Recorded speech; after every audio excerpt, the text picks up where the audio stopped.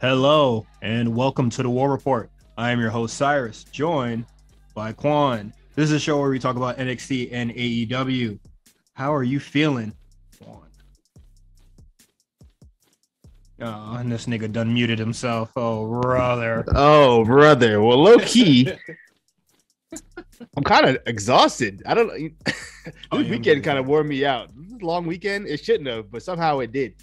I'm like, You know when ugh. you get like, you get a whole bunch of sleep and then your body's just like, yeah, we could go for a little bit more, man. Yeah. Run it up. Um, but no, I'm I don't know. I took a nap as normal before AEW, so I'm kind of I'm up. I should have.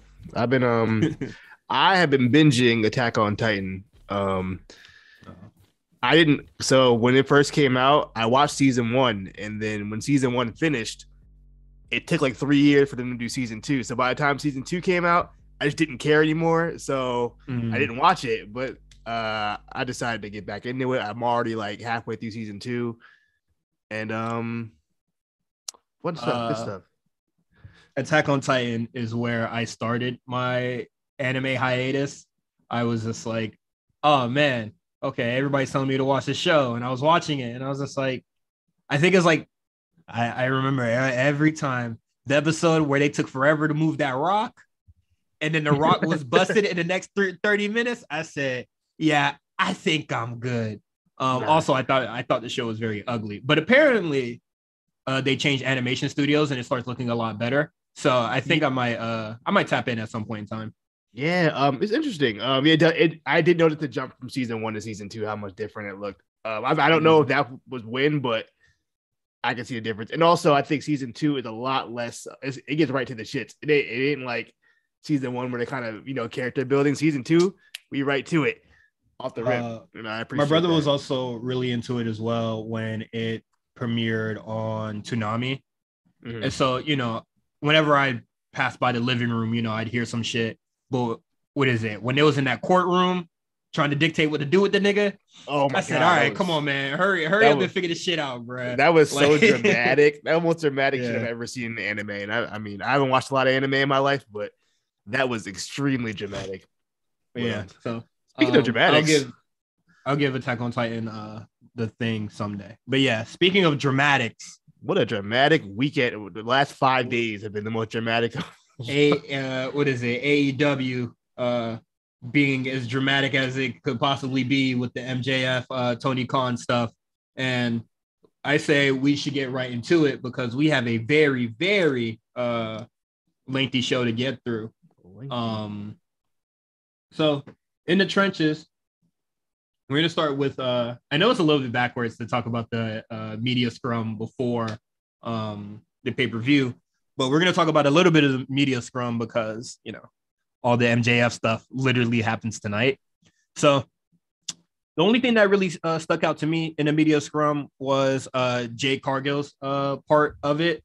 Um, I think the part where Tony Khan talks about CM Punk like being a draw in AEW, saying that Eric Bischoff is wrong.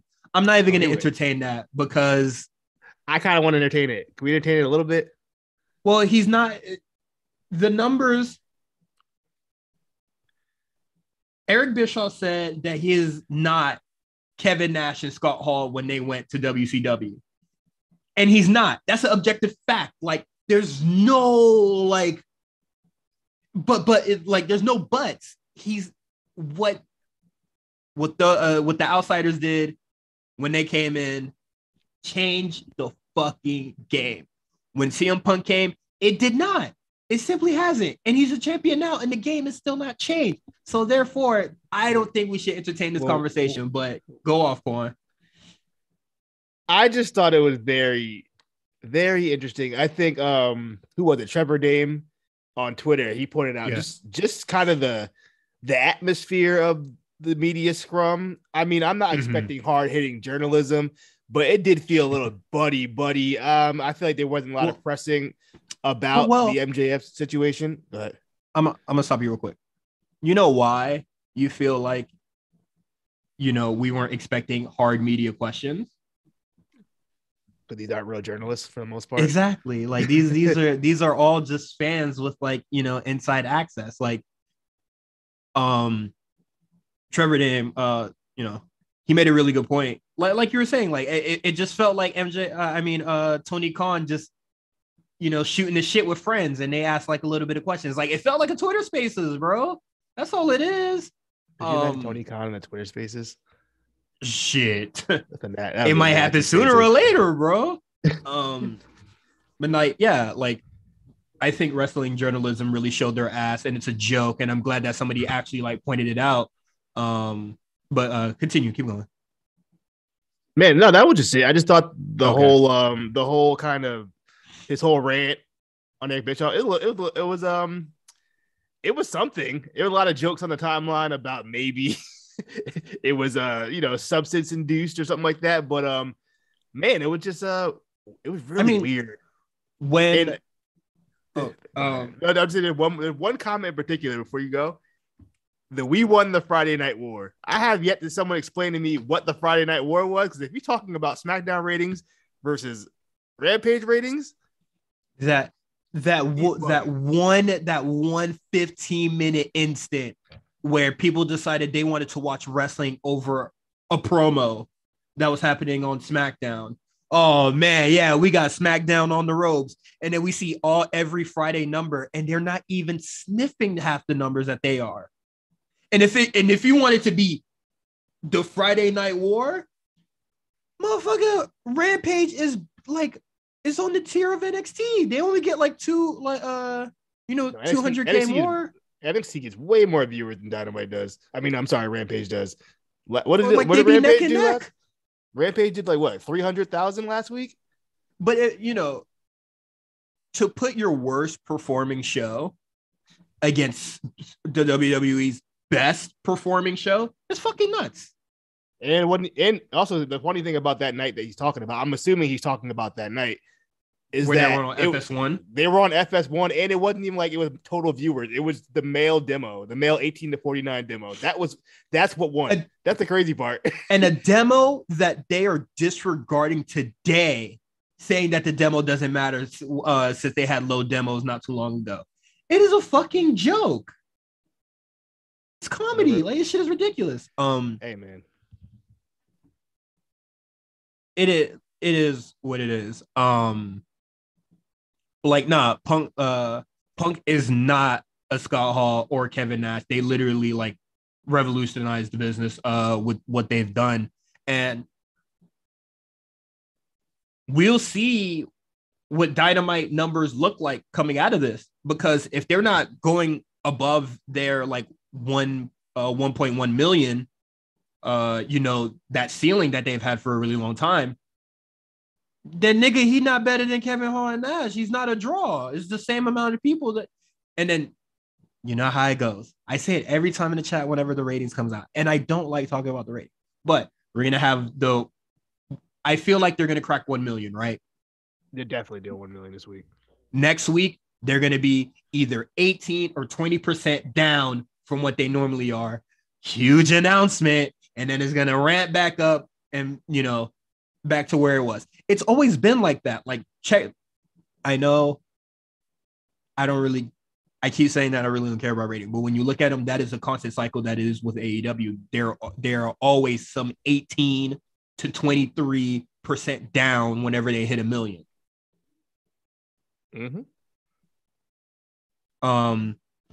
So for journalists to honestly never point that out when he said that, or actually have a retort, they just let him get his bars off. I thought it was just like, yeah, whatever. I mean, they kind of had to. Speaking 100 words a minute, they couldn't even interject. He could get his shit off. He had that plan for a minute. He was like, I can't wait to get this shit off. I got all the facts for Eric Bischoff. Yeah, and then whenever the Eric Bischoff podcast comes out, I don't listen to that shit. But the Twitter clip is gonna come out. He's gonna retort, and they're gonna go back and forth. And then honestly, I don't care about the Eric Bischoff, Tony Khan beef, because Eric Bischoff doesn't do anything I care for. Yeah, I don't care about anything either of those two guys are doing in 2022, especially Eric Bischoff. Yeah, I don't know. Whatever. It's weird. Also, it's just all cap. And then, whatever. I think CM Punk and Tony Khan are perfect for each other. But something that I wanted to point out during the media scrum is something that made me raise my eyebrow is when Jay Cargill was asked about the possibility of Sonny Kiss joining the Baddies. And Jade kind of says that we booked. There's no more space. They said we got a publicist, we got a lawyer, we got two other wrestlers. Like, this is a very full stable. And I was just like, nigga, what? Get rid of Mark Sterling. Yeah, I don't think they need Mark Sterling. Is he still in the group? I'm not even sure. He came out tonight. Did he come out? I don't think he came out with them, but he came out during the pay-per-view, which in Jade's like stead. So I would imagine he kind of softly got kicked out of the group. I would imagine. Who knows though? Yeah, I mean, hey man, Sonny Kiss, Godspeed, man. I don't tell you. Even your homie was just like, nah, ain't nothing I could do for you. And I think that's fucking crazy, bro. You can't even like entertain the thought of a motherfucker joining. Yeah, tease it. You know what I mean? Like, maybe not. She's like, no. I said not. Yeah. And then Tony Khan was asked the MJF question during the media scrum, and he kind of like softly ducked it. And I feel like that was the plan. That was the they trying to plant the work seed. They trying to make it all work out. You want to get into it? This MJF talk? Yeah. So the thing with the MJF talk is like it doesn't even matter anymore now. Like everything that happened this weekend, wrestling news moves so fast that like when it wants to. Like by the time y'all hear this is gonna be, super old. We're gonna talk about it, but like we already after watching Dynamite tonight, we already know like okay, this is what it is now. Yeah. We were gonna review Double or Nothing, but let's kind of just get into the MJF stuff, including his Dynamite segment. Like we're just gonna go through it right now. So at the start of last weekend, MJF no shows a meet and greet. Fightful Report is just like comes out saying that he booked a ticket for out of Las Vegas that night. Yeah. And then there was a report saying when he was no showing, he was at the Vegas hitting them slots, whatever. There was very much a lot of people thinking or saying that MJF was kind of gonna no show the pay-per-view. But we've heard through a very lucrative source that MJF was just like, I'm gonna do the job and then I'm leaving, straight up. And we fast forward to Dynamite because MJF very much does the job and walks away. They do a terrible stretcher job and the whole thing. And then Dynamite comes around and he does his promo. At this point, to me, I think everything is settled. He got paid. That check cashed on Tuesday. Settled. Everything's settled. Yeah, I think whatever issues they had, it's been resolved.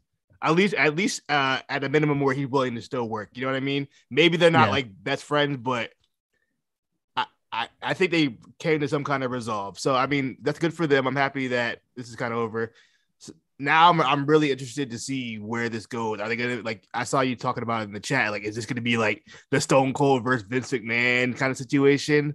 But I don't know if that works because the AEW fan base, they like Tony Khan, so. They like both. They're going to cheer both. That is, without a doubt. But I think this is very much going to be like MJF is going to be like this very anti-establishment sort of thing in a very kind of promo heavy kind of way. I would say in a CM Punk fashion, but not. Right now, I can't really formulate why I said that. But I just feel like this is very much more of a Stone Cold Steve. I think it's more of a Stone Cold Steve Austin thing than a Punk versus Hunter or something like that. Also, I made that comparison and just I don't think Tony Khan is going to be out there, taking salts of the earth or whatever the fuck that nigga finisher is and shit like that. I just think that MJF is really just gonna go out there just talking shit, cussing and all that, and then basically just like what we saw last night. Okay. I got a question for you. How did you feel about the promo though on Dynamite this week? Did you feel so?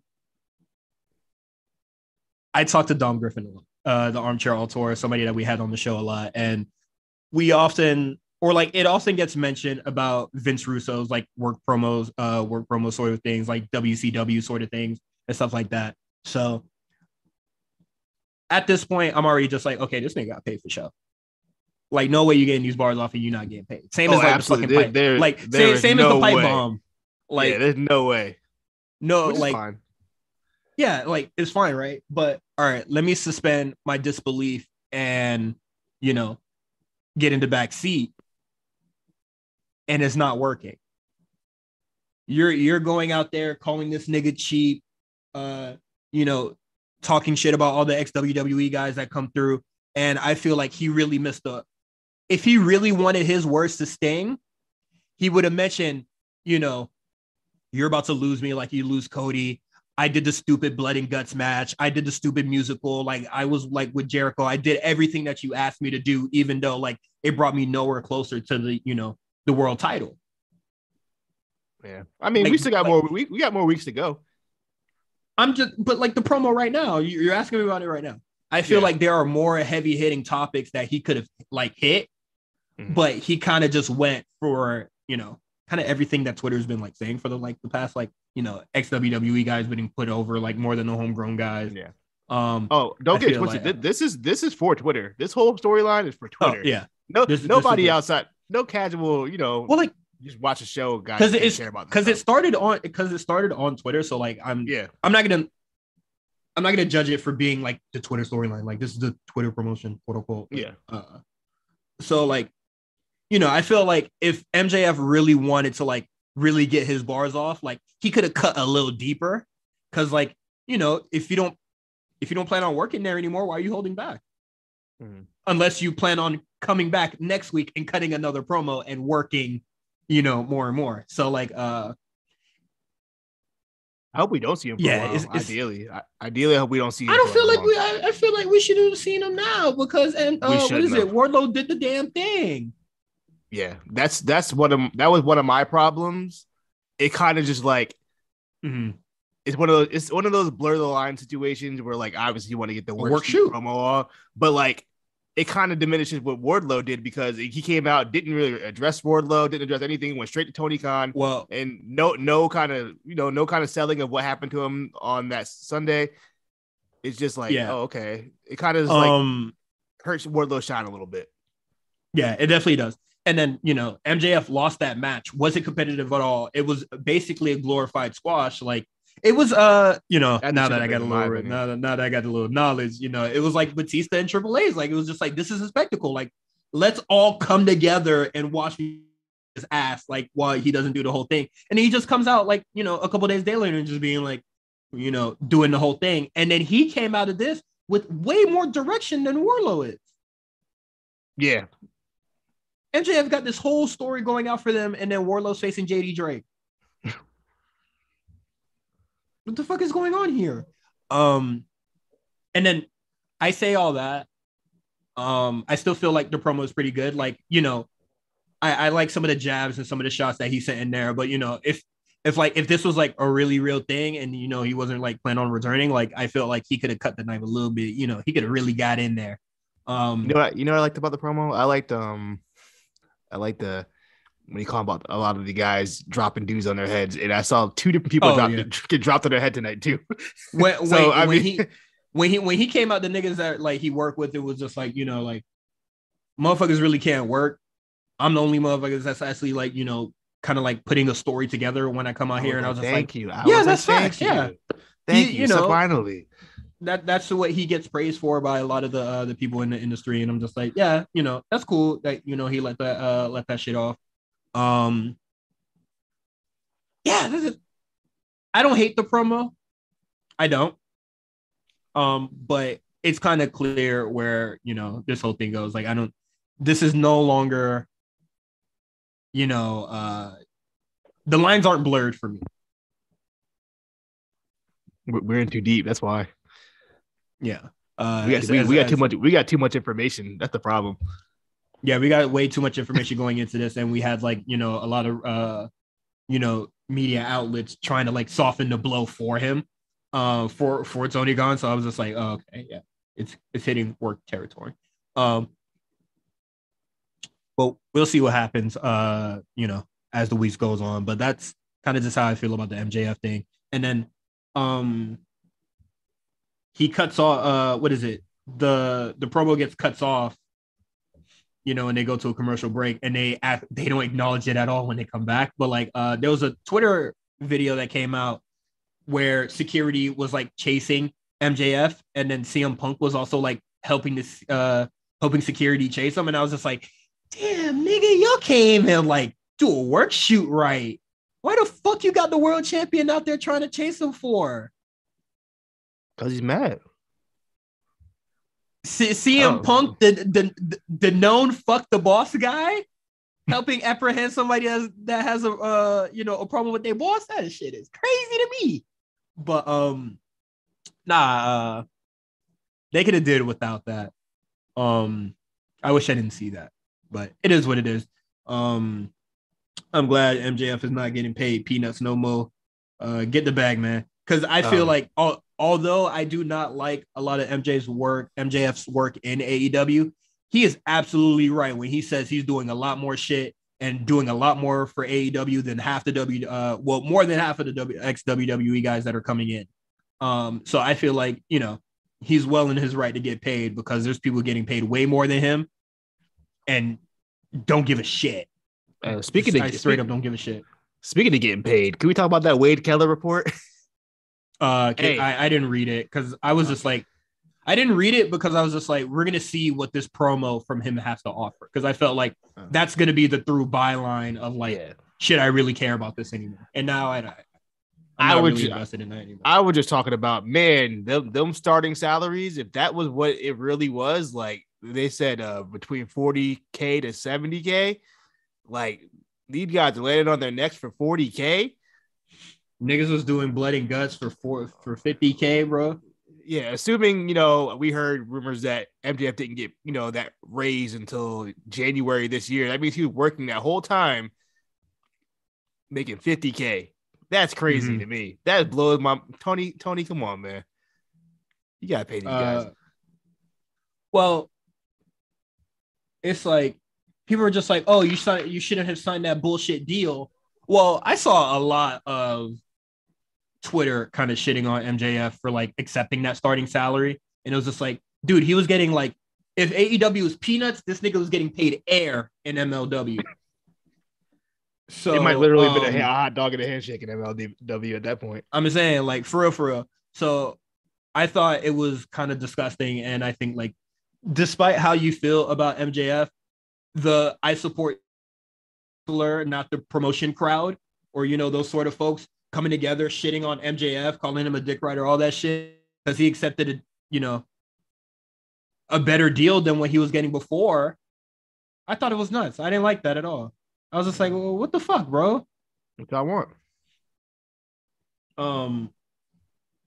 Yeah, I don't really have nothing to say on the matter, man. This nigga did blood and guts and he was getting paid less than me. That shit is crazy, bro. That's crazy, bro. It is what it is. So let's get into our Double or Nothing review. No transition. Let me pull up the card. I got it's on the dock. I got it. Oh, this is not even the full card, actually. That's what I'm saying. Yeah, my fault. Yeah, go ahead. So start it off. All right, man. Did you watch the buy-in? No. Okay, so you didn't watch Hookhausen versus Tony Nese and Mark Sterling?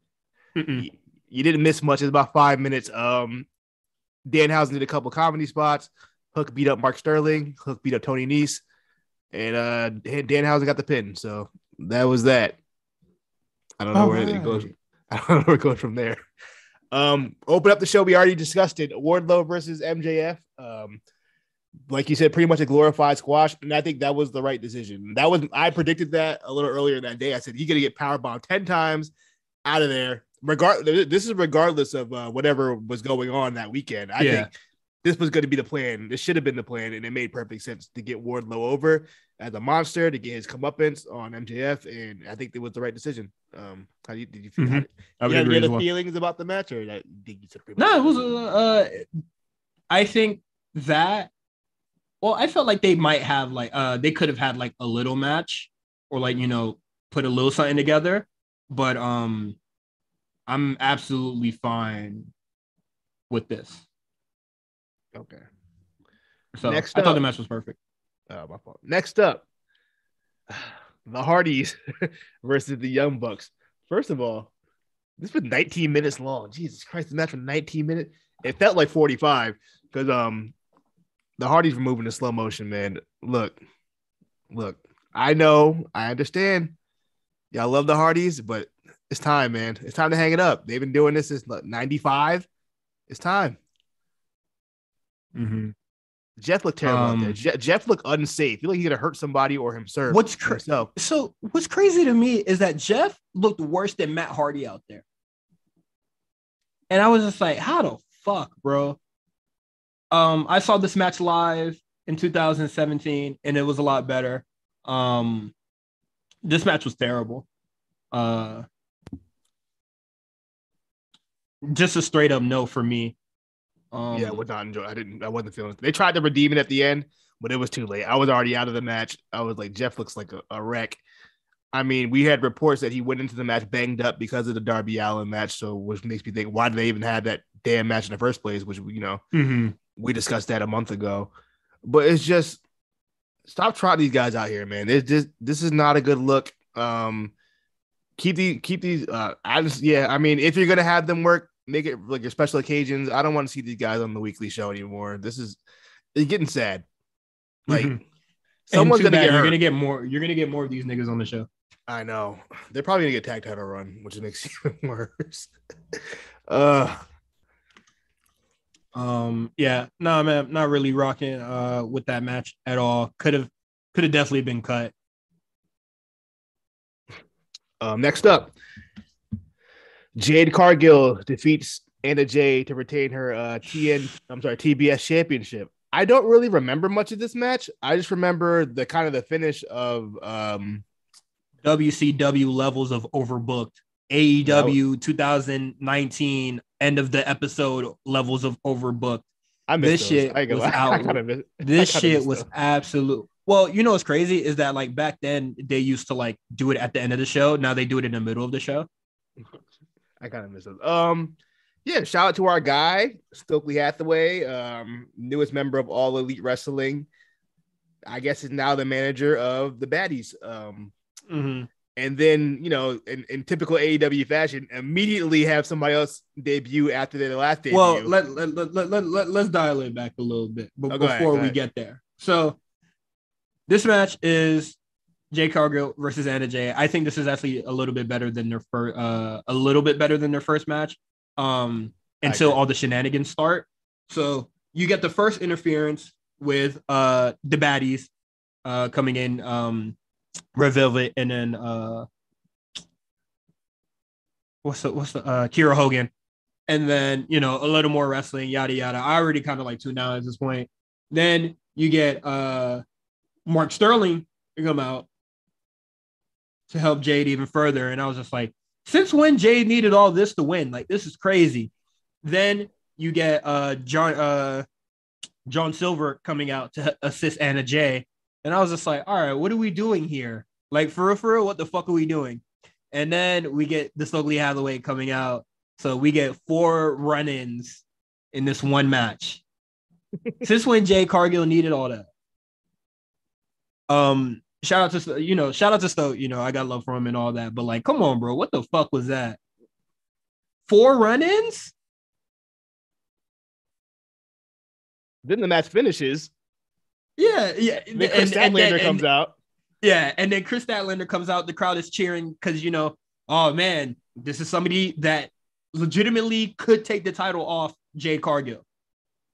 Let's scratch that. Hit the with the remix, and then fucking Athena comes out. Hater of the year. Yeah, I'm just like, why are we doing like in Chris Statlander getting showed up 2 weeks in like twice in 1 week is crazy. In the same weekend. Yeah, like that's fucking crazy, bro. That's all I had to say about that. I just thought that was a little excessive. Like they didn't need to do any of the shit that they did in there. And if you guys heard the A show, I'm gonna kind of echo J5's thoughts. Jade Cargill could talk. We didn't think she needed Mark Sterling in the first place. Remember we said that when exactly. Mark Sterling first came in. J5 said as well. I think there's a better use of Stokely's time. There's a lot of motherfuckers back there that can't talk. And Stokely could be that personality in that voice form. J5 was listing off a lot of people, but who I absolutely feel like he should have been with and then could have put something together is Swerve and Keith Lee. Because, boy, them boys are corny.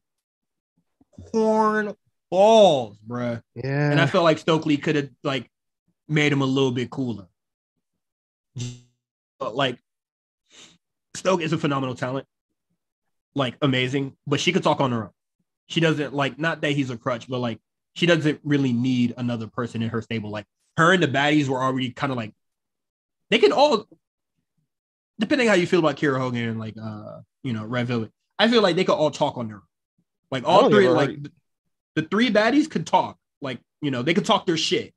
Yeah. By their lonesome. They don't really need Stokely Hathaway for them. There's a lot of other motherfuckers on the roster that absolutely do. So, hey, man. Like a wise man said, if you like it, I love it. Cyrus is that wise man. Yeah, we go to the next match now. That's all my thoughts. House of Black defeats Death Triangle.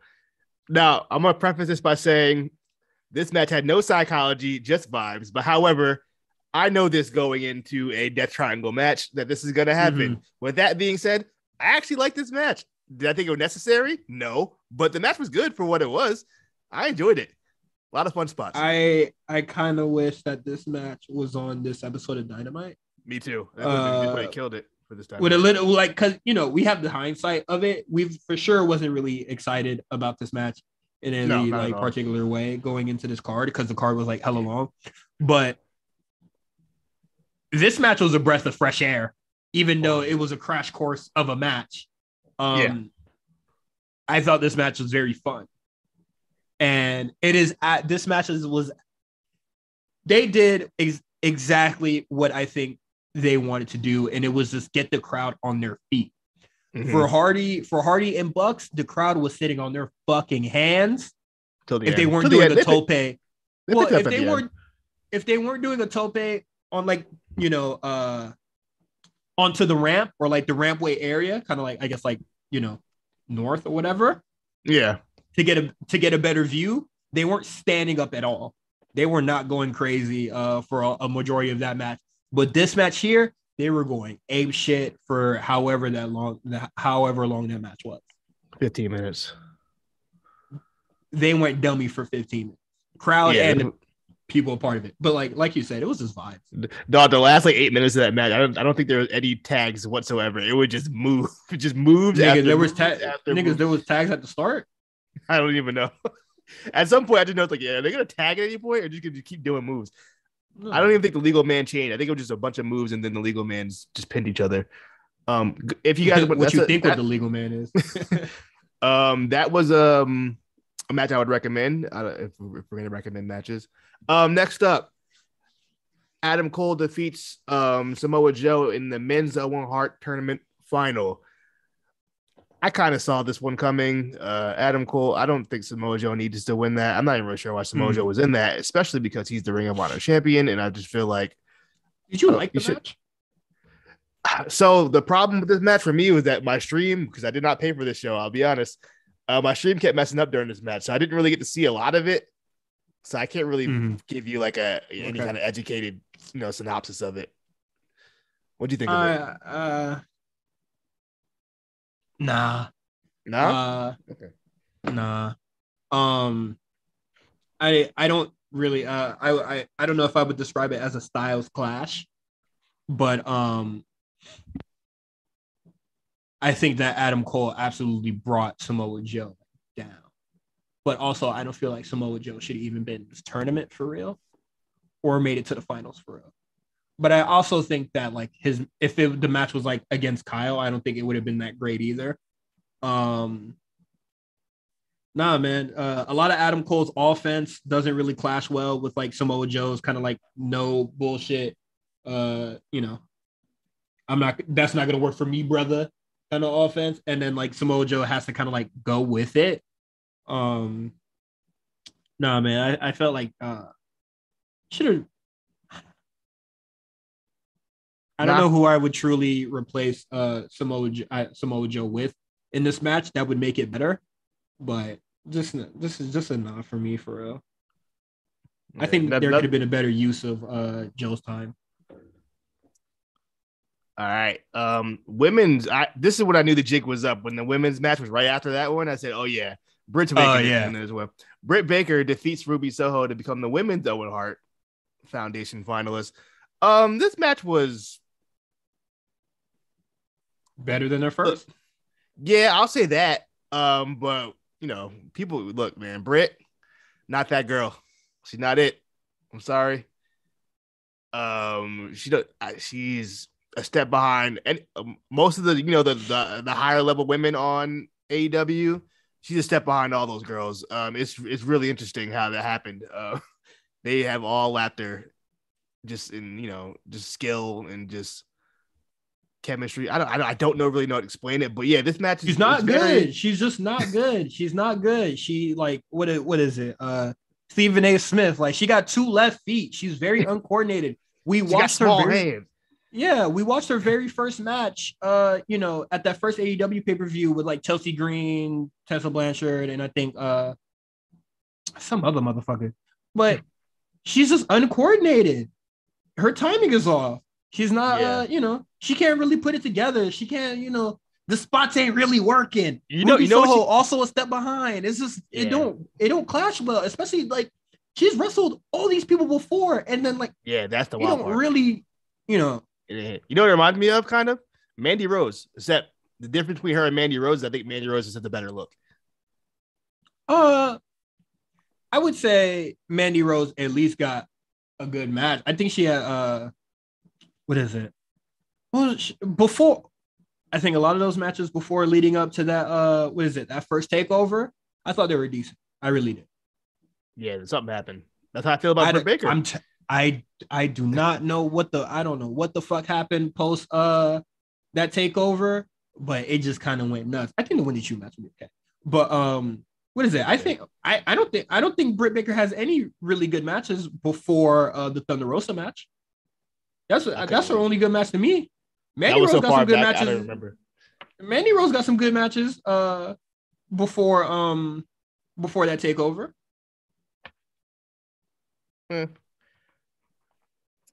I guess.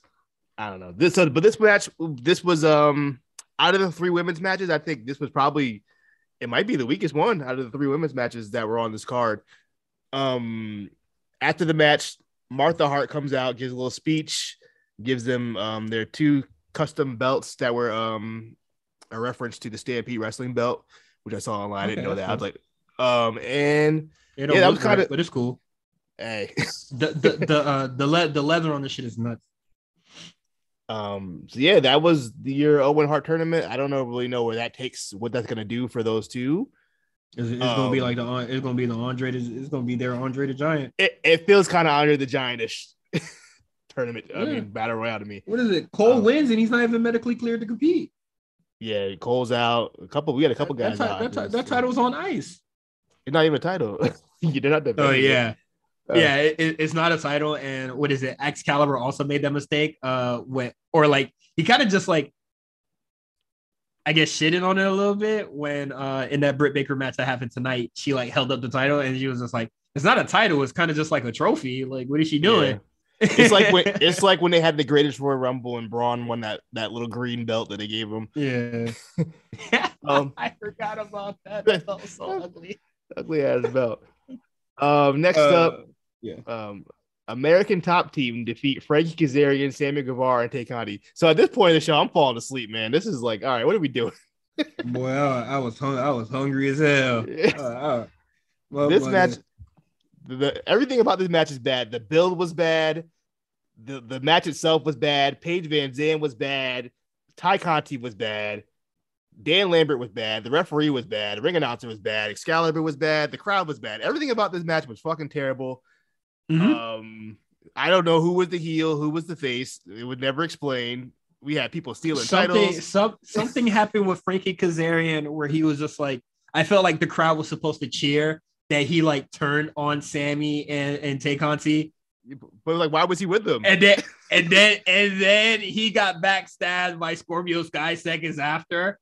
So I was just like, who, like, stupid. Just stupid. It's dumb. The whole match was terrible. You know, and that was Paige Van Zandt's debut, but like, it didn't even matter. You know what I mean? Like, I think it would have been better off. She looked terrible out there. Yeah, of course. Did you see that Michinoku driver she did? She damn near killed. Hey, why is she doing a Michinoku driver? She was just like, hey man, I think that move looks pretty cool. Almost tried and almost killed the guy. Who allowed that? Who gave the okay and said, yeah, you can do that? All right, it's fucking nuts, bro. Nah, that shit was terrible. That shouldn't have happened. Yeah, I don't know why this match was not even on the show. This is a Rampage special. Next up, another match that was I was surprised by the finish of this. Kyle O'Reilly defeats Darby Allin. I did not see that coming. This is another match that didn't need to be on this show, but it just was, and we just had to kind of deal with it. It wasn't a bad match, a decent match for sure. It's Kyle O'Reilly. I think, you know, you're expecting, you know, good to great when it comes to Kyle O'Reilly. Yeah, I was just really shocked that he won over Darby. I feel like, you know, did Kyle need that? Is he gonna be a singles guy? I don't think any of, like, neither dude needed that singles win over each other. How about this was just a match. This was a match to kill 10 minutes. There was no need for this. I don't think they're gonna follow up on this. I mean, I guess they kind of did. This could have been an intermission where they kind of announced some stuff that's coming to Dynamite. You know, this is where Excalibur could have got the ad read off without having to rush it. There could have been like a little, like a trailer for Forbidden Door or something. Yeah. Did you have any thoughts on the match itself, or? Like you said, like, you know, we expect a level of quality that comes with Kyle O'Reilly matches. I think he definitely delivered. Like, this and is Darby. Well, with Kyle, I definitely think that he brought the level of bullshit down. Like, this is one of the few actually, like, wrestling matches that are on the show, like wrestling, like technical and all that. But yeah. I feel like Darby Allin is not that guy to do that with. Like, I think Darby Allin is terrible when he tries to be a technical wrestler. That's fair. Next up, I would say the best women's match on the show. Thunder Rosa defeats Serena Deeb to defend the AEW Women's Championship. I had a friend over for Double or Nothing. I know that sounds crazy because it was a lot of me just like refreshing the stream because it kept getting clipped. Yeah, this is another match where I didn't get to see much of it, but from what I saw, it was pretty good. I got to see most of it. I guess it was just where I was refreshing my fucking ass off. But they thought it was interesting. I would say, you know, Thunder Rosa could definitely be somebody that people gather, you know, or like sort of truly rally behind if they make it happen. But when Serena Deeb came out, my friend was just like, nah, this ain't happening. You know, I just realized she wasn't on Dynamite this week. She wasn't on Dynamite. Yeah, she wasn't. What the fuck? All right. I mean, she's their women's champion. Of course she wouldn't be on the show. Of course she wouldn't be on the show. Why would she be on the show?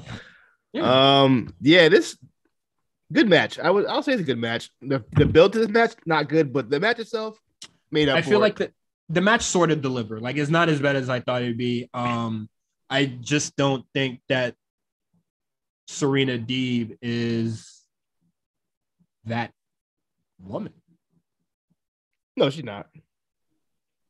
Yeah. I like Thunder Rosa's attire. I would like to say it was really good. I really liked it. That's about it. That's a truly I forgot what she wore. It was like black and it had like a lot of color, and I thought it was cool. I thought it was very it had like the Mexico colors, right? Or like the San Antonio type deal? And then she that's right. And then she had like a crown, a nice little crown. Okay, I do remember that. I thought it was a nice contrast to what Serena Deeb was wearing, but also Serena Deeb. Sorry, it started clicking when I started talking about the gear, but Serena Deeb, for a woman that is the professional and knows 1,000 holds or whatever, very uncoordinated. I felt like whenever she was kind of like trying to complete a challenge in her head, like on like the top right, there was just like do like 13 different holds. Maybe she's overthinking it. This is the biggest match of her career, easily. So yeah, there's a point in the match where she already did a sharpshooter early on in the match. So she tries to do a sharpshooter again, and I guess in her mind was just like, no, I already hit that. And then she tries to go for like, I guess like a double leg Boston crab, and then but her transition to that was very sloppy and very ugly. So like she had the legs crossed, and she was just like, wait, uncross the legs and try to do something else. And I was just like, no, just commit, like stop, inflict pain. Also, a lot of ugly sharpshooters tonight on Sunday. A lot. There was like 4 of them for no reason. But nah, Serena Deeb is just a very big no for me, dog.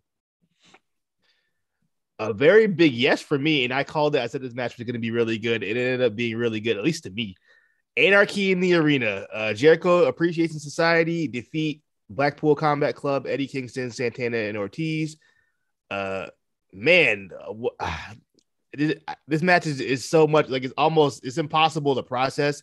I think it's one of the first wrestling matches where I think I have to watch it more than once to like fully grasp what the fuck happened, because there was just so many things happening at once. There was 5 different cameras following 10 different wrestlers. Niggas getting choked out, stabbed with forks. Music's playing in the background. Blood. The music would not stop playing, and I thought that was fucking hilarious. I loved it. This match, I would say, sloppy, but in the best way, where it was how it's supposed to be. It was sports entertaining. This was very sports entertainment. I was thoroughly sports entertained in this pro wrestling match. I just thought this match was kind of just like all kind of like silly and fun with like some dumb shit, which made me laugh. Like, what is it? When Chris Jericho and Jon Moxley was fighting, and he had like Jericho in a chokehold, trying to start the scooter so they could drive, and then Jericho was just like, "Wait, why didn't it work?" And then Jericho is trying to like make it work as he's getting choked. He's not like trying to get out of the hold. I thought that was stupid. What is it? Daniel Garcia and Eddie Kingston like really like street brawling, like going at it, and then you cut to Bryan Danielson doing the same what is it, collar or whatever, very just fake jabbing and just going like this for like 5, like every, like I swear to God, you cut the like Bryan Danielson like 5 times before they like got into the ring, and he's just doing the same shit to Jake Hager, just throwing punches. And then everybody else is like bleeding, getting tossed off shit. What is it? Daniel Garcia hit a crazy shining wizard. You cut the Bryan doing the same bullshit. He was chilling.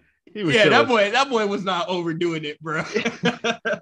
Daniel Garcia was whooping Eddie Kingston's ass.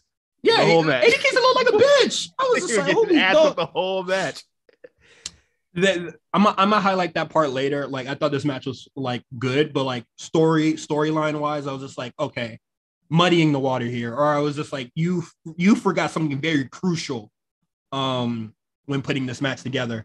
But what is it? When they got to the ring and Jericho was just like, getting his ass beat by John Moxley a little bit more. Bryan Danielson. I think that Bryan Danielson and Moxley and Daniel Garcia really carried this match. At one point, one of the 2.0 guys just disappeared. The fatter one, bro, just disappeared. Matt Menard, that boy was bleeding like a. Yeah, Matt Menard was gone after like a certain point. Like I think, because Eddie Kingston, he started fighting the leaner one first, Angelo Parker, and then and I don't know what happened, but Daniel Garcia came in. And they started just double teaming and whooping his ass. Who did Daniel Garcia apologize on the stairs? Oh, you know what? That was Ortiz. I think Ortiz supposed to be in the shit. Where'd they go? Yeah, Ortiz was. I believe Ortiz was the one who got apologized on the stairs. They were kind of like not really much of a factor in this match. I feel like they didn't have really any big spots. I feel like they didn't have any spots besides getting foul driven. Yeah, I don't recall them really doing anything crazy. Yeah, they disappeared too. I don't know what was up with that. So like 4 people kind of like disappeared in this match, which was like crazy. By the end of the match, it was the 4 WWE guys. It was Hager, Jericho, Moxley, and Bryan in the ring. And then now we can get to the second act of this match. Eddie Kingston comes out, mustard, ketchup, blood all over him, very sweaty, jogging down the ring with the Lil Jon crunk container. Pours gasoline on Chris Jericho, and he gets a little bit of Daniel Bryan, and Daniel Bryan's just like, nigga, what the fuck is wrong with you? What? Bugging. And then, they start brawling a little bit, and then this feud started with Eddie Kingston and Chris Jericho. The only time they come in contact, Eddie Kingston gets fucking slumped and never looked at Jericho again that whole match. That's not right to me. I feel like that, like this match, I found it funny. I found it hilarious. I'll play this back whenever I want to show some like people something funny. But like storyline wise, why the fuck wasn't Eddie Kingston and Jericho like fighting at all in this match? Yeah, it's interesting. I didn't really think about that. That's a good point. I don't know. I mean, he tried to set him on fire, but anything previous to that, I do agree. It seemed like they just didn't interact. They didn't look at each other going like they didn't look at each other at all in this match. And the one time they like made eye contact, Eddie Kingston was snoozing for the rest. So I was just like, that is something that like, I don't know. There might be a little more to that, but backstage stuff. We'll see. I can see that. I could easily see them not getting. So it is what it is, or not really wanting to work together. I think they do. I think they probably get along. I feel like if people backstage like Eddie Kingston. I think it's just like, what is it? Sasha Banks and Alexa Bliss, where it's just like, I don't really like you, but like if we have to work together, I'll make it work. Yeah, I think Jericho. Crazy saying that about Sasha right now, but they'll work when it comes at that point in time. I think Jericho is much of a professional where it's not going to matter. I mean, he was working with Goldberg after he beat him up, so you know what I mean. Well, he's gonna work, but like not gonna like it. I guess kind of like me. So that was the kind. That sounds like me. Which is that's fine. That's whatever. Next up, but no, I didn't really like that. But no, yeah. You want to go ahead? Let's see next. We got stuff to talk about. Well, we can. I just wanted to mention the finish real quick. Bryan Danielson gets choked out. And I was just like, oh well, okay. All right. I was expecting Eddie Kingston to get the fuck up, but whatever. No. Next up, a perplexing finish. I don't think anybody predicted this. Jurassic Express defeats Keith Lee and Swerve Strickland and Team Taz. I thought one of the 2 challengers were going to win this title. I don't know which one, but I thought Jurassic Express were definitely losing this match. I don't really remember much about this match. I'm sure it was. I remember it being good, but like I couldn't tell you a spot that happened in this match. Do you remember it? I wasn't really paying attention to this. I'm not gonna lie. I've watched so much wrestling since then. My brain just like the food. I had a friend over, so the food came in as they were like having the match. So we was just stuffing plates at that point, which is crazy because I think it was like 11 a.m. at that point. We were like, we should have been eating at that time. It was damn near 12 by this point. Yeah. So, but yeah, I was surprised Jurassic Express won the match. I don't know what Jurassic Express does from here. I What are we that doing? match, oh, they lose to the Bucks or lose to the Hardys. That's what's in their future. But I'm not gonna lie. When I saw all four of those black men lose, what is it? Jurassic Express said, "Bye bye, nigga, back to the lobby." Yeah, get the fuck out of here. It was cute. It was cute while it lasted. Hey, also Ricky Starks, please stop laying on your head, man. Enough, please. That boy. We believe in you. I don't want to see you out. You know what I mean, with the Chris Nowinski, because you can't keep your ass in the ring because you keep falling on your damn head. I mean, slow down, like baby. MJF said, man, these niggas can't work. Slow down, man. Safely. I guess. But no, I don't really remember this match. Sorry, folks. Yeah, I don't either. So main event time. What we're all here for. CM Punk defeats Hangman Adam Page to become the new AEW World Champion. Thoughts? Reactions? This match is slow. Yeah. That is sort of my takeaway. I would say like it kind of hits the second gear at some point, but this match is very slow. It's it's the WWE main event style. It starts off slow, picks up on that second half. Which what is it? Punk told me that his time in the WWE was a fucking waste, and now he's wrestling in that fashion, which it could have worked. I was just like, I feel like Hangman kind of, I don't know. I felt like Hangman was wrestling at Punk's pace and not his, because this match would have been like a lot faster and I think a lot more dynamic, sort of like his matches with Bryan Danielson. Punk just really ain't really put it together for me. He was looking sloppy. He's been looking sloppy. He was looking sloppy on Dynamite, and he was looking sloppy on this show.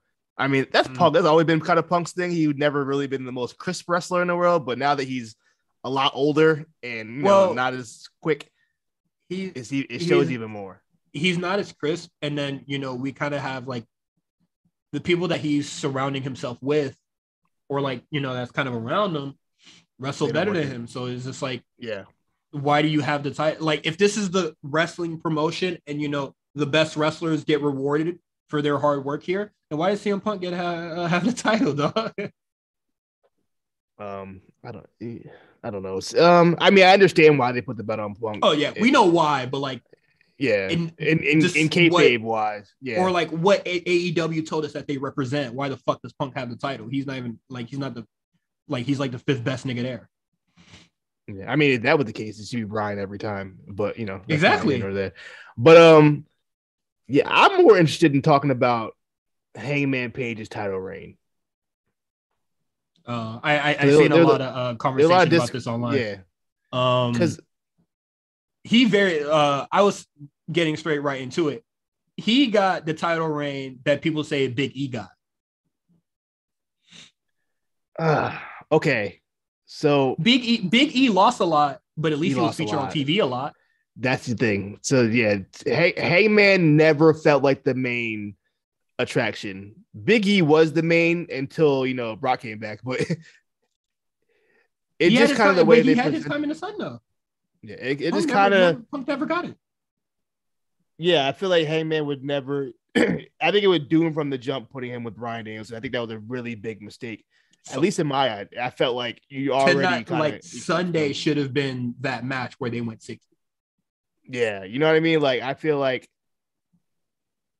once you go Bryan Danielson, who is the biggest star you have, possibly. Yeah, that might even be possible, especially when at that point when he first came in, he probably was. He was easily their biggest star, and you put him with your guy Hangman Page, who just won the championship. The crowd fucks with him, but like he still has to what's the word I'm looking for? He still has to prove himself, as a champion. Can he be that guy? And the first thing you do is throw him out there, have a 60-minute draw with Bryan Danielson. So already off the rip, his first defense, he didn't even win. You know what I mean? So then you're there. And then after he does beat Bryan eventually. Then he goes on to wrestle Lance Archer for, I don't know why. That feud, he was barely on TV for that feud. Lance Archer was I don't know why he was in that match because he'd been a non-factor before that match, and now he's a non-factor after that match. So I don't understand the point of that. It was somebody that could be squashed. And then who was it after that? Was it I think it was Cole after. Cole and those, they had 2 matches. They were whatever. They were cool. The second one was better. The one on Rampage was better. Excuse me. And then we get here, and now we're just kind of like, that was it. It's over. I feel like this is not a Hangman problem. This is a AEW problem. Kind of just not even booking, not even just booking. I think it's just presentation. I know we're gonna talk about it on Patreon about the match we watched. Spoiler, it's Bret Hart versus Undertaker at SummerSlam '97. But the way they even the pageantry of how they treat the champion on that match, how when Bret came out, how big of a deal was. They had the whole thing, the Canadian national anthem, all this and that. That's AEW doesn't do that, and I think they need to start doing that. Make their champions feel more important. With the glitz and pageantry, I feel like that's kind of what misses from the show at times. I think that really would have helped somebody hey man, give him a special entrance, something. You know what I mean? This is your guy. Make him look like a big deal. And then, so I don't really want to entertain the conversation or really take the stance or having to speak on the Big E part of this, but Big E was featured on TV, had bigger matches. And then, it all came down to an end, but the different level, the standards are different in AEW, where in AEW, wins and losses matter. So being on TV is kind of whatever, but Hangman didn't even rack up hella wins when he was champ. I mean, he only wrestled when he was defending the belt, I felt like. So yeah. So he wasn't featured on TV a lot, which is just that's, I guess, the WWE, the parameters are different, and the level of success or what is deemed successful is different in both promotions. So I think it's boring that that is the conversation that kind of comes out of this, because I think the realer or the more interesting conversation is Punk being sort of that person that he always hated. Okay. He's the old guy coming in, taking away the spotlight from the younger and newer generation, the dude that does not go away. Okay. I see you're going with this. He look in the mirror, you are the person that, he I guess talk shit about Kevin Nash about, or The Rock, or not being able to move on from. And I think it's crazier here because Punk, for the AEW fan base, or their true the diehards, or the people that are in the arena, that's their god. That's the guy that they that changed the game for them. And now he's the person that they hate, or he was the person that they hate that other people sort of do. I don't know, it's hypocritical, or just Mike. You know what it is you remember when 50 Cent and Ja Rule were beefing, and 50 Cent was making fun of Ja Rule for being a singer and making songs for women and all that stuff. And then as soon as he got Ja Rule out of here, he started making songs about women and singing and shit. It's the same thing. It's just clear the lane. Clear the lane for himself. It's the quote, the Spider-Man quote, live long enough to see yourself become the villain. And that's kind of Batman. Yeah. Is that Batman? That's Spider-Man? Is that Batman or Spider-Man? That's Batman? It's Batman. It's Batman. That's Spider-Man? Okay, it's Batman. It's My Batman. fault. I know Justin's gonna have a fucking fit. Oh my god. Shit. I hope X kick your ass too. Everybody on Twitter, beat this nigga's ass. Spider-Man, Batman, same shit. But no, I do think Punk,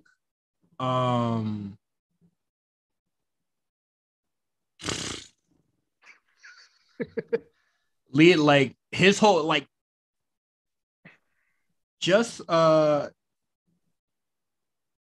guess AEW was just oh, we can do that too. You remember just during that Mania week where WWE was just taking jabs at AEW all week, they was doing just body blows all week. Yeah.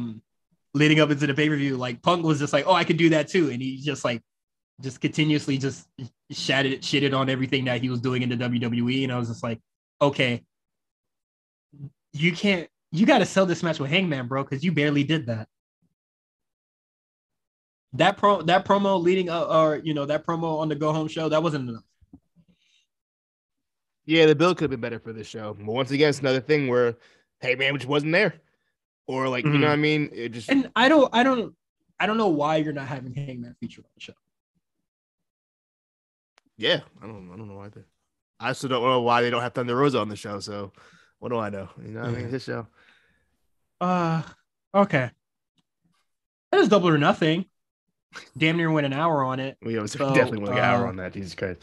We can blitz through this episode of AEW very quickly. So we got the Hart Riders versus the Ass Boys and Matt Caster. The Ass Boys can work. Yeah, I don't know who trained them. I don't know if their dad was the one who trained them, but they're not bad. But also they've got a lot of reps. They're like, I don't know what their record is, but it's nuts. It's like 75 and like 2. I'm glad they're improving. And for the rest of this match, I'll say after, what is it?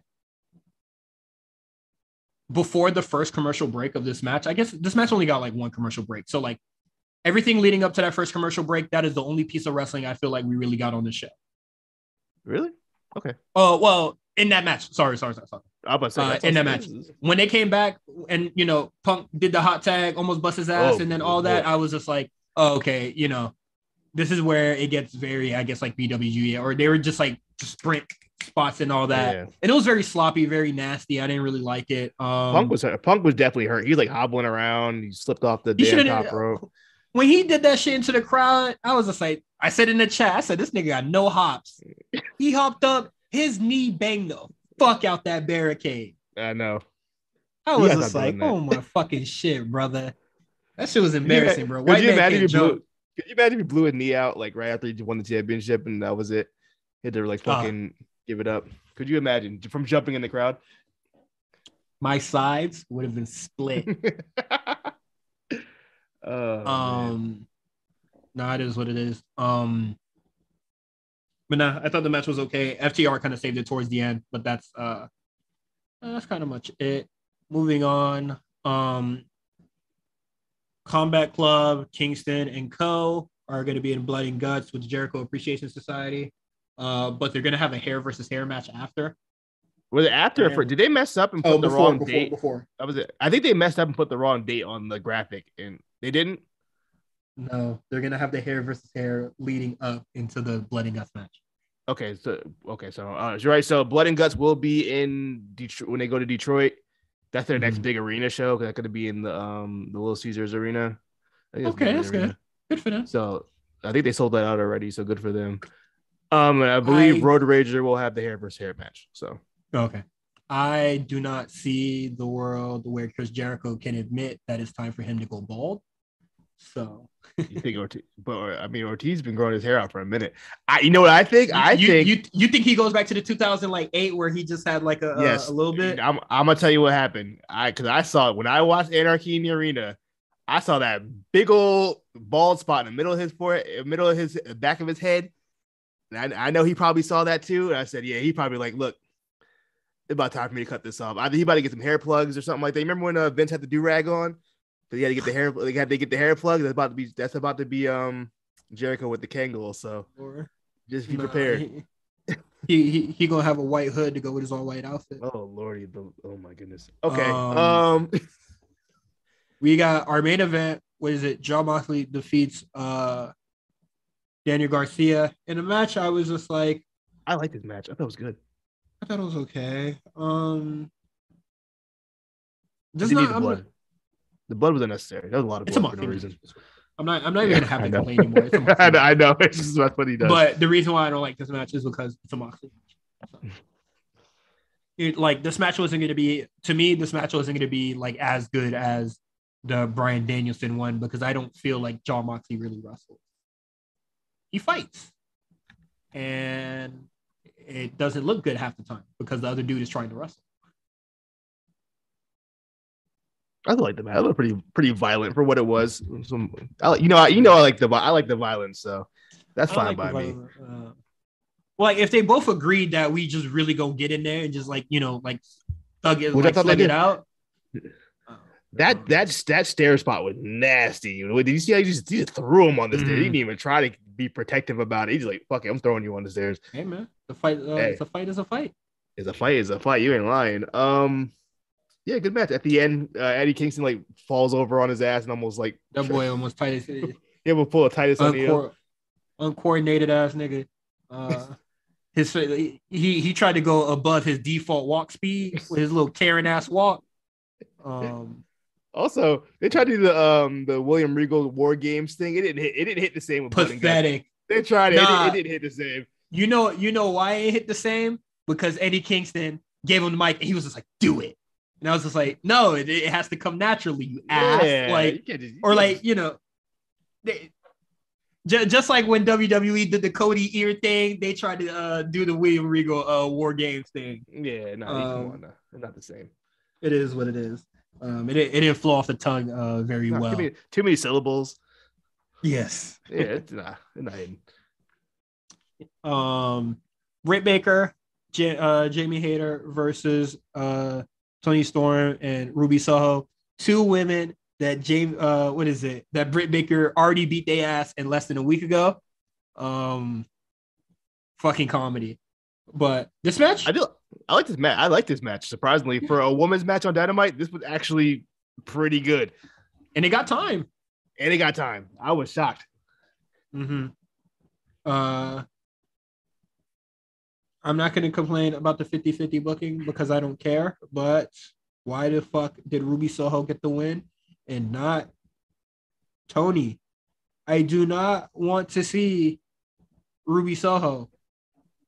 Does Toni Storm just want to coast? Like she doesn't want the pressure of being like, maybe I don't know. That like she's just cool with like just vibes. Yeah, I don't know. Also, I'm looking at the roster right now. Abaddon is 8-0. We have not seen Abaddon on Dynamite in probably 2 years. Why didn't she get like a title shot yet? Of either of the belts. She's 8-0 because she's 34-3. No, is that a ranking reset? Oh, right? She's 8-0. She's 8-0 for the year. Her career is 34-3. She's only lost 3 matches. Okay, never got a title match. Oh, she did have that one against Hikaru Shida like a year ago. Yeah, and I believe that's where she got injured, right? Yeah, she's been back for a while. She's been back. I don't watch Dark. I'm sorry. Like I don't watch Dark either. But I don't watch Dark either. I'm just saying, why has she not got a title match yet? It's not October yet. It was spooky season. They could throw in there for the Halloween street fight.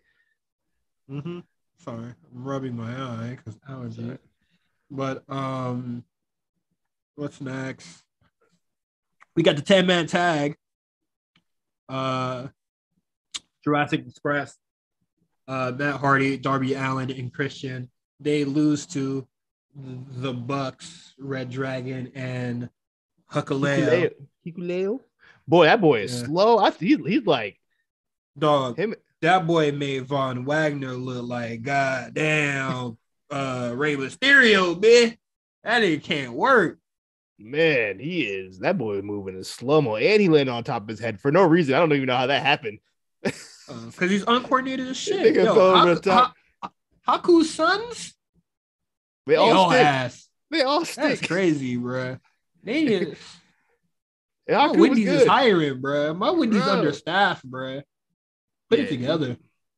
This match, it was your typical 10-man, I guess if you could call it 10-man tag typical, but like it just, it's a typical AEW multi-man. It's a Bucks match, so you already know what you're about to get. A lot of super kicks. I think the ending sequence was fun. Outside of that, this match was what you would expect. It was cool. What's up with the Undisputed Elite? They're winning a lot. So I don't know what's really going on with that. Are we gonna get into that? Is it gonna be FTR versus who's the tag champion? I'm sorry, Jurassic Express versus Red Dragon, and then I don't know what Cole's gonna do if he's even healthy enough to work. But do you think Red Dragon takes the belts off of Jurassic Express? No, because I think the Bucks do. Oh, okay. That'd be interesting. But yeah. But they're having Red Dragon win for a reason. So there has to be something that they got in the cut coming up. I don't know what. They could probably face off against FTR, I guess. I guess they could do the ROH tag titles. Mm-hmm. I guess they could do that. Hey, mm-hmm. That'd be a good match. I'll take it. Next, we got Johnny Elite losing to Miro. That's all I got. The match was ass. Happy to see Miro back. Good for him. I hate to see Johnny Elite. Miro looks good. Got a good reaction. Kind of wish they, you know, I low key wish they would have brought Lana with, like Lana was with him. I feel like he needs Lana. What fucking ever? He needs Lana. I want him with Lana again. I'm good. I don't give a shit about Lana, bro. But yeah, that is it for AEW. Holy fuck. Yeah, let's get into 2.0. All right, NXT 2.0, man. Let's get into it. So, anything to really write home with this being a go home show? Outside of all the Diamond Mine stuff, I was just like, well, the Diamond Mine stuff and the Championship Summit, I'm just like, well, there ain't really much on this show. But first things first, we got Wesley defeating Zion Quinn. Zion Quinn, not much of a worker, man. There was just like a lot of rest holds and a lot of shit talking. And then Wesley kind of just squeaked out the win at the end. Yeah, I do like what they're doing with Wesley. I tweeted it. I think he could have a hell of a career getting beat up because he's really, really good at getting beat up. He does it really well. So I think he could have a job for a long time. Guys like that usually last for a while. Yeah, cool match. Zion Quinn, he still ain't doing it for me. I have no interest in this guy. Mm-hmm. He got to figure something else out. Yeah. Hopefully he moves on from this. Please, Jesus Christ. Well, I actually don't know what he will do, but what I would like to see is another segment with him and Sanga. Like, I really do think like that is a very odd pairing, but I think like if Sanga could like actually just be like, hey man, you know, like let the anger go, you know, not to be once again, not to be racial, but you know, just get that hate out of his heart, bro. Make him a little happier. I'm avoiding the E word, but I don't even know what the E word is. I don't even want to know what the E word is. Enlighten. Enlighten. I'm trying to avoid no. You know, just I like to have confidence in himself and all that, you know, like that Sanga being that sort of like mentor for him, like a spiritual one. Oh fuck, that's another. Look at you. You know what? NXT be heavy on the stereotypes anyway, so it doesn't even matter. I'm not beating the racial allegations. But I feel like, you know, he needs somebody to talk to. So, and I think Sanga would be that good a person to just, you know, talk to. He doesn't seem like he's not bad on the mic or like bad in vignettes and shit like that. So no, it seems like he can do it. Let him be the ear, you know, for to let him get his shit off, you know. Next we got the Championship Summit. Mandy is yelling her promo into the microphone, and then they just start brawling. And I was just like, okay. Well, that is the segment. Well, before that, JC and Kate, you know, the two tag teams, they're going at it. They're going back and forth. It's kind of really jumbled. Kaden was trying to go off. She kind of did, but she kind of stumbled on her words a little bit. It was fine. And then Wendy just yelling in between the promo, sign the contract. And then, you know, eventually that leads to a sign the contract chant, and with thus leading to Mandy Rose having to yell her promo. Very Stephanie McMahon 2000s. Well, the crowd was also very loud. Yeah, they were screaming, sign the contract the whole time. So, you know, very 2000s Stephanie McMahon. That's how I thought about it. And yeah, then it led to a brawl. Sorry, it led to a brawl and didn't very. A fun little quick little brawl. Mandy goes through a table due to Wendy Chu doing her little sleeping side body splash. I'm not really sure. Elbow drop. I'm not sure what the hell that is. But yeah, I think that match might be no pun intended. It might be a sleeper. It might be a sleeper, like, you know, possibly one of the better matches of that night for in your house. But yeah, that was pretty much the segment. It should be interesting to see. It should be interesting to see what happens with that. Looking forward to it. Not looking forward to the women's tag team match though, but we'll see what happens.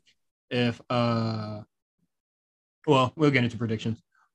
Next we got Grimes versus Frazier. I thought this match was really good. Banger. I love this match. Yeah, I just thought this match was really good. Of course, what is it? Carmelo Hayes like attacked Grimes at the end, and then Carmelo's also on commentary. But if outside of that, like this match is just really good shit. Yeah, just a good match. If you really go out of your way to watch any wrestling this week, that was probably it in my eyes. Yeah. Very, very good wrestling match. Pretty deadly defeat, Roderick Strong and Damian Kemp. And I'll say this, man. It's coming together for Damian Kemp, man. Like he has a person. I think he has like a personality. A little bit, he's lackey right now, but he doesn't stutter when he talks, or like he doesn't seem flustered by the crowd. When he was working from underneath, I thought that was really well. So I think it's coming together for him. My favorite part of NXT, this new era of NXT, where they kind of put the guys out there like Raw, is that I've watched this guy's first match on 205 Live to now, and just watching the confidence he's gained from that first match to now is it's really fulfilling watching that. Like this guy, he's starting to get it, and he's pretty good. Obviously he's an athlete. Him and his brother are clearly athletes. Mm-hmm. And I think, being around Roddy, such a ring general, who I think one of the best wrestlers to ever wrestle, is like, I think it's really helping him out. Same with the Creed brothers, the same way. It's kind of just like all of Diamond Mine, honestly, they're all kind of like watching their first match to watching them now, like just to watch the progression in real time is really, really cool. That is what NXT is all about. Yeah, it's really coming together for him. I thought it was great. Hey man, Gable Stevenson, bro, you got a tough act to follow. Hey, I'll tell you right now, if Damian Kemp ends up being better than Gable Stevenson after all the fanfare he's got, I got jokes. All the bells and whistles and all that shit, the red carpet treatment, and Damian Kemp getting it out the mud. Yeah. Pressure makes diamonds, bro. You feel me? You feel me? I mean, some people say Owen's better than Bret, so Owen Hart better than Bret Hart. So who knows? Hey, man, it is what it is. Jeff is for sure better than Matt. Yeah, but Jeff was the one who got the right. Jeff was the one who got all the like fun treatment. Matt got the scraps. We're gonna hit the quick hits and then we're gonna do predictions for In Your House. Grayson Waller defeats Josh Briggs. I thought the match was kind of just like whatever. Grayson Waller wrestles, but in between spots, he does a taunt that really insults Middle America. So he had a great quote that I agree with. He said, "Never trust horse girls, girls who are into horses. I also don't trust horse girls." Really weird. They weird me out, man. Something about girls who are like really into horses really weirds me out. You ever really go on like Tinder or like Hinge or something like that, and you see the girl like the picture with the horse, weirds me out every time. Why do you got a picture with a horse like that? It's weird. I don't like it. It's the women that fish for me. If you're into fishing, very girl on the fish. Look how big this fish is. Pose. That shit's crazy. Yeah. I work with a horse girl, and she's a competing equestrian. So shout out to them. That's fine. If you're competing equestrian, that's fine. But if you're just a horse girl to be the horse girl, weird. It weirds me out. I don't like it. if you're not getting bread for this shit, weird. Yeah, it's weird. I don't like it. Solo Sikoa and Duke Hudson have a match. Solo Sikoa wins. I thought the match was really good. I don't know why this match is happening, but I guess to just build some more momentum for whoever comes out of In Your House, which is fine by me. Yeah, the match that happened. Sorry. Legado del Fantasma and D'Angelo's Angels, they're gonna have something going on at In Your House. Boy, I don't care, and this segment sucks. You didn't like it? No. Like another negotiating segment? Fucking blow. Yeah, they did one 2 weeks ago. I don't know why we're doing this again. Boring. Yeah, I don't care. Yeah, I wasn't interested in this either. The fake mobster is starting to weigh thin on me. Everything in between is so ass. So it is what it is. You didn't put it on here, but believe, you didn't put Electra Jade versus Cora. Electra Lopez versus Cora Jade happened like right after that. And but hey, Electra, yeah, I don't know, man. I don't think she you know what she wrestles like? She she wrestles like a 2006 diva. dog, I was about to say the same shit, bro. She do hair pulling, slamming the head on the mat. I'm like, what are we doing? She's slamming the head on the mat. She's like smacking the head. No forearm exchange or nothing. Not going for a suplex. She does the Lupes press and then does the head banging. I'm like, what is this? And then the one time she does like a wrestling hold or like a wrestling move, she doesn't get the win. It's just like, yeah, reeks of that era. And I'm just like, why do you wrestle like that? Like, yeah, because like she's big, like, yeah, she looks like an athlete. Like, you know what I mean? Yeah, she's like way bigger than Cora Jade. Like, she could really be muscling her around. Instead, she's wrestling Cora size. Yeah, she's wrestling like Stacey Keebler. Yeah, what's going on here, man? And I think that's different from the match. I believe she had a match with like what is it, Abba Fire, when it was kind of like a pseudo squash or just like, but she wasn't wrestling like that.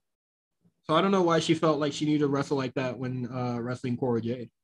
Yeah, I don't know. It wasn't for me.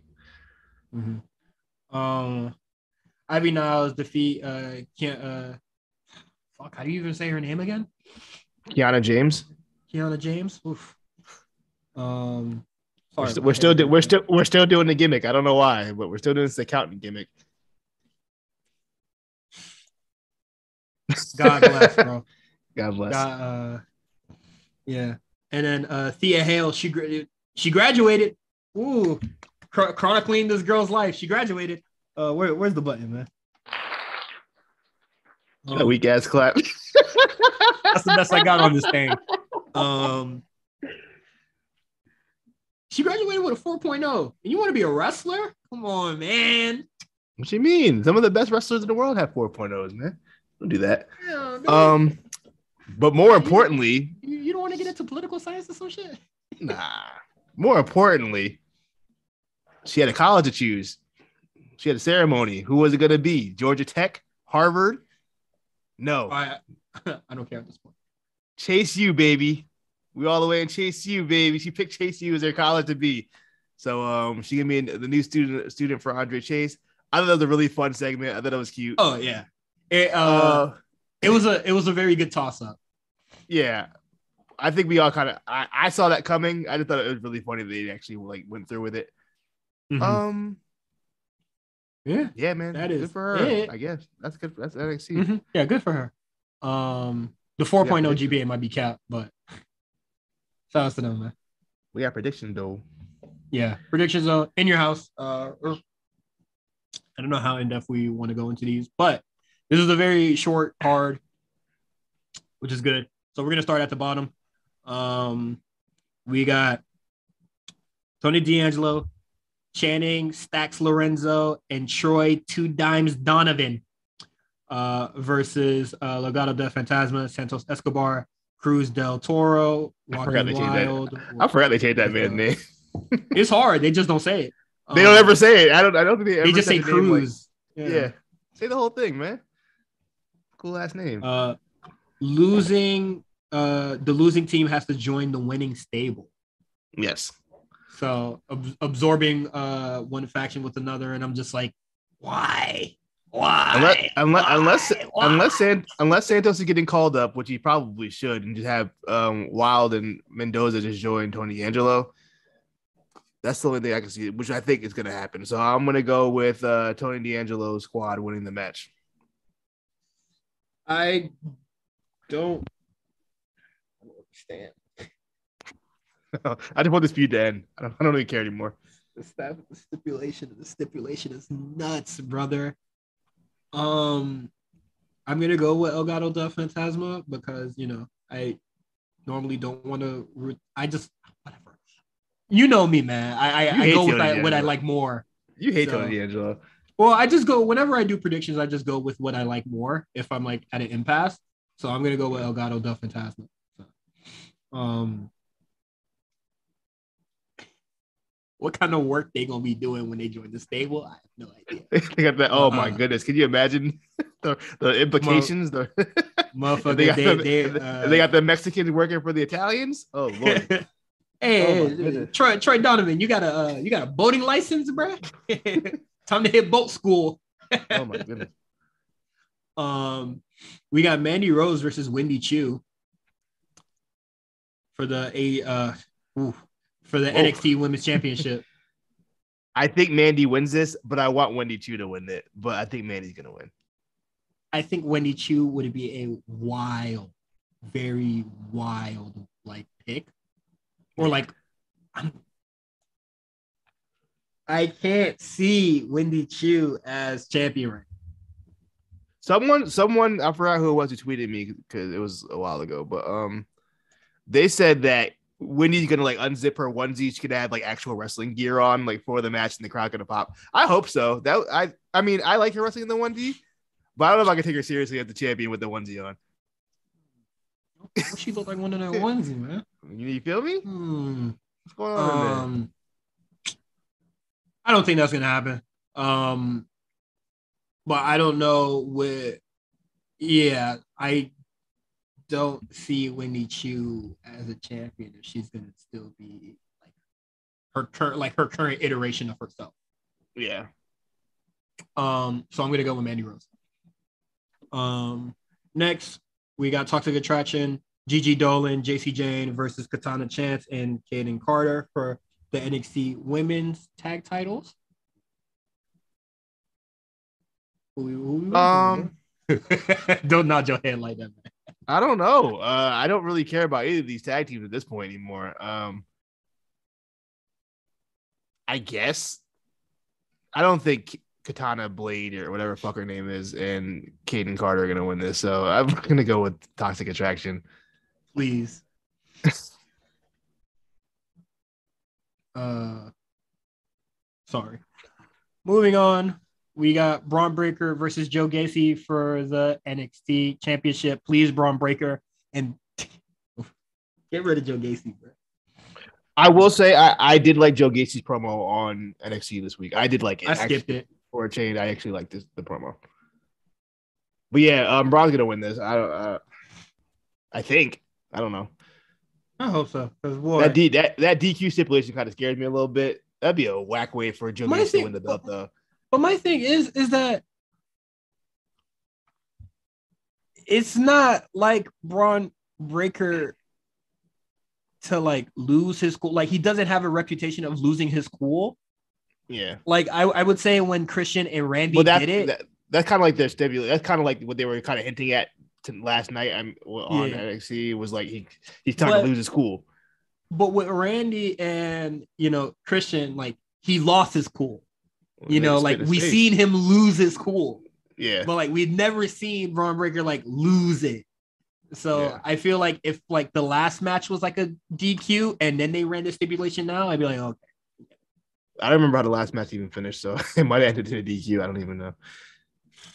Whatever. I want that feud to be over. Braun Breaker's in the dirt with this nigga. But moving on, we got Pretty Deadly, Elton Prince, and Kit Wilson versus the Creed brothers, Brutus and Julius Creed, with Roderick Strong and Ivy Niles. I don't think they're going to be ringside, but I think Ivy might be. I think Ivy might be ringside. For the tag, for the NXT. I love Ivy. I love Ivy now, man. But she sounds like such a little like dainty little woman.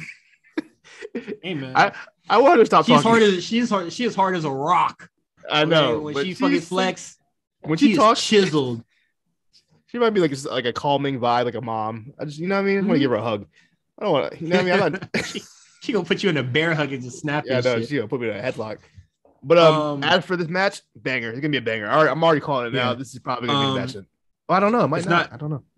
It's not listed here, but if the Creeds lose, they're out of here. They'll be kicked out of Diamond Mine. Interesting developments. I think the Creeds will win. Do you? But not for the sake of still being in Diamond Mine.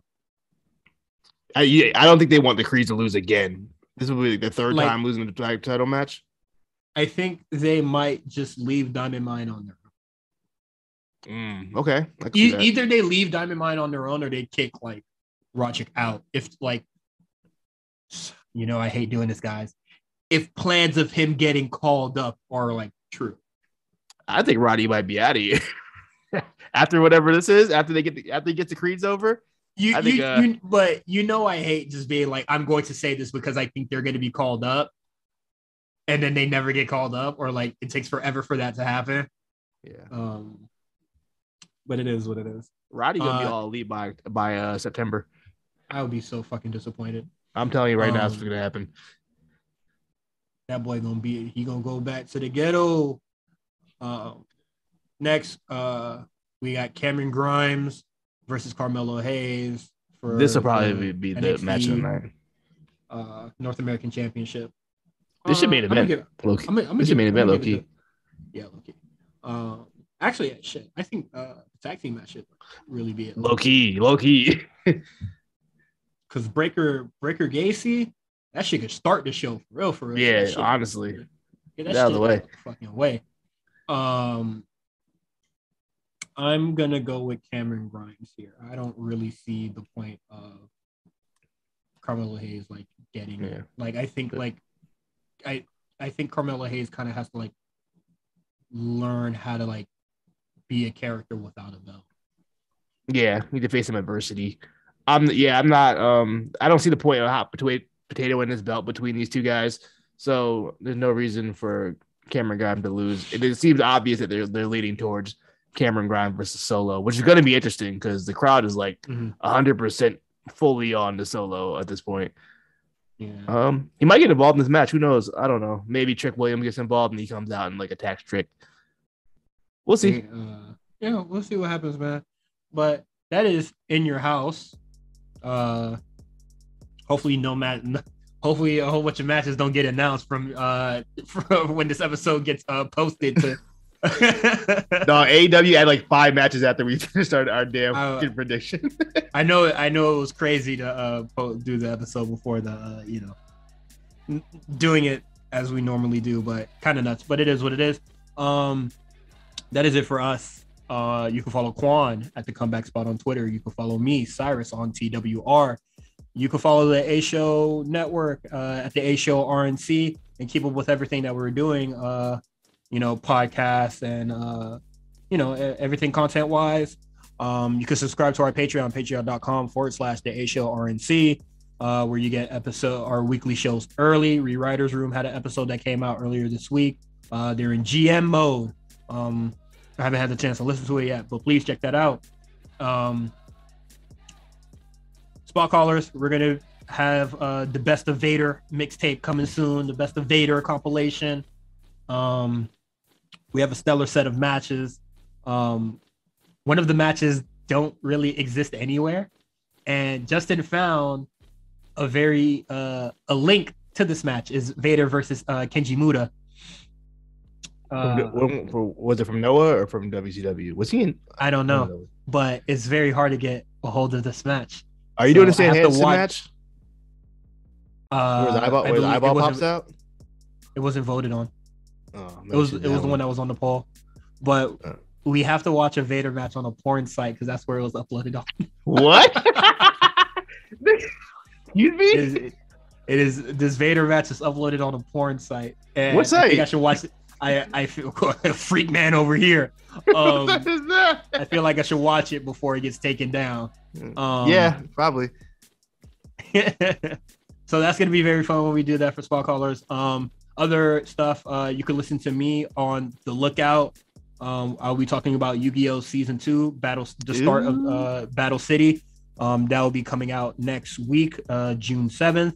And June 14th, me and Justin, well, not June 14th, but a week after that Yu-Gi-Oh! Episode comes out, me and Justin will be talking more about anime. We'll be talking about JoJo's Bizarre Adventure in our debut show for the Lookout Network called the JoJo Agenda. We'll just kind of just be talking about each part of JoJo, leading up to the second half of part 6, but we'll see how the timeline lines up for that. Damn, I might need another show, bro. Everybody over here doing 3 shows. I'm out here just doing this one show, just chilling. Hey man, you watch anime, bro? Go over to the Lookout. They might got something for you. Nah, I'm embarrassed myself going on there. You kidding me? Absolutely not. But yeah, so me and Quan are gonna turn on the Patreon light on if you want to hear our thoughts on Bret Hart versus The Undertaker at SummerSlam 97. Mm-hmm. Head over to the Patreon, spend the $5, and then hear everything that we have to say about the match. Shout out to everybody that listens. Thank you for all the love and support, and hopefully to see you on the Patreon next week. Peace out.